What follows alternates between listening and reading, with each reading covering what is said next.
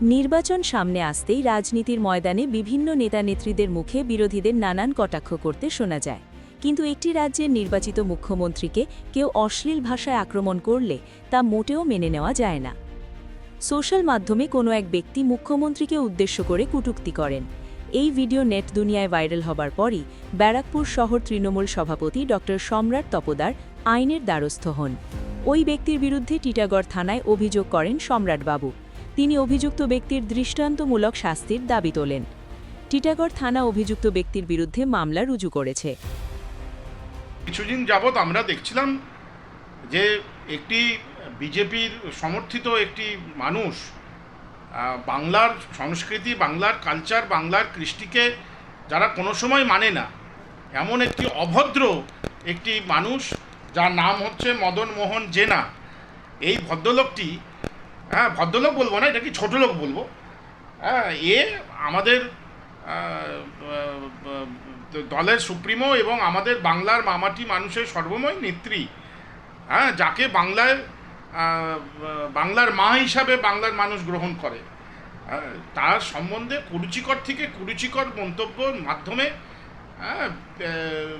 বিভিন্ন Twitter, Facebook, বিভিন্ন গণমাধ্যমের মাধ্যমে মমতা বন্দ্যোপাধ্যায়ের সম্বন্ধে অত্যন্ত কুরুচিকর, যেটা আমরা ভাবতে পারি না, বলতে আমাদের রুচিবোধ হবে, এই ধরনের মন্তব্য করছিলেন, প্রতিনিয়ত করছিলেন। তো সেটা আমার নজরে আসে, কিছুদিন আগে আমার সেটা নজরে আসে, এবং সেটা নজরে আসার সঙ্গে সঙ্গে আমি টিটাগড় থানায় ওই ব্যক্তির নামে কমপ্লেন লজ করি উইথ দ্য ভ্যালিড ডকুমেন্টস। উনি বিভিন্ন টুইটার, তারপরে ওই ইউটিউব চ্যানেল, ফেসবুকে যেসব মন্তব্যগুলি করেছেন সেই সবটা ডকুমেন্টসগুলো অ্যাটাচ করে আমি টিটাগড় থানায় একটা এফআইআর করি 24 তারিখে, এবং এই এফআইআরের এগেনস্টে কেস একটা স্টার্ট হয়।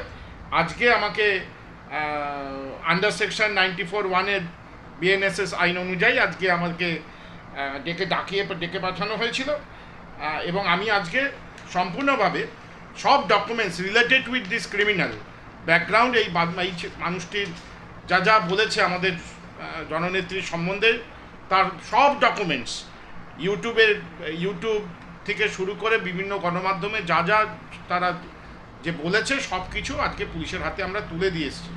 দেখুন, আমরা খুব পরিষ্কারভাবে বলতে পারি, মমতা বন্দ্যোপাধ্যায়ের সাথে যে দলটি এই ধরনের মন্তব্য করতে পারে, তাদের সাথে আমরা যারা তৃণমূলের দলীয় কর্মী তারা কোনো আর যেন সৌজন্য না দেখাই। যে কুরুচিকর মন্তব্য করেছে, আমরা রাজনীতি করি, মমতা বন্দ্যোপাধ্যায় একটা আবেগ, মানুষের কাছে একটা আবেগ, সেই আবেগটাকে যেভাবে আঘাত পৌঁছেছে, আমাদের তৃণমূল কংগ্রেস কর্মীরা যদি এই পুরো ভিডিওটা শোনে তাহলে কিন্তু আগুন লেগে যাবে।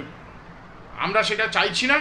পুলিশ প্রশাসনকে পরিষ্কারভাবে বলবো, যে নির্বাচন কমিশনকে পরিষ্কারভাবে বলবো যে ইমিডিয়েটলি এটা অ্যারেস্ট করে আমার কাছ থেকে সাক্ষী নেওয়া, রাজ চক্রবর্তী ঘটনার তীব্র নিন্দা করেন। দিয়ে দেওয়া, এই করলে হবে না, একে অ্যারেস্ট করতেই হবে। আর আমি আমার নেতা অভিষেক বন্দ্যোপাধ্যায়ের কথায় বলি, আমাদের গলা কেটে দিলেও আমাদের মমতা বন্দ্যোপাধ্যায় জিন্দাবাদ বলবে।